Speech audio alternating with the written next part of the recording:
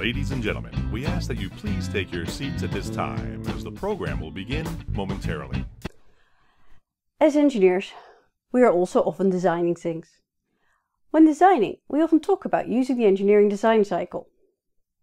The engineering design cycle, similarly to the design cycle, is also represented as a closed process, starting with a need or a problem and constraints which then need to be researched further to understand the problem, after which possible solutions are thought up. A solution is then selected and planned, and a model or prototype is created. They are then tested and evaluated, and if needed, the design is improved and redesigned, closing the cycle. But if you look at the process more critically, you will see that it is not really a fully cyclic process. This is why NASA, the National Aeronautics and Space Administration in the United States of America, recently updated their engineering design cycle to a more looping-based model, in which the build, test and evaluate and optimize cycle form a loop, with the other parts a linear process.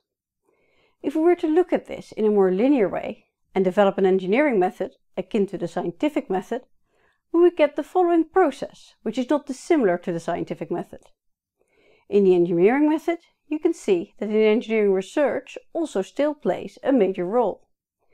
In the engineering method, we go from problem identification to background research, literature for instance, but also analyzing technical data to find the problem, to specifying requirements and brainstorm. From this we develop different solutions, out of which a final design is chosen and then a model or a prototype is developed. The model or prototype are then tested and evaluated, enter the scientific method again, and, as with all research, the solution is then shared. I hope that you can see from this that the notions that engineering design doesn't involve scientific research, or that engineering design is not scientific, are simply false. In the course, we will confine ourselves on how we carry out scientific research within an engineering context.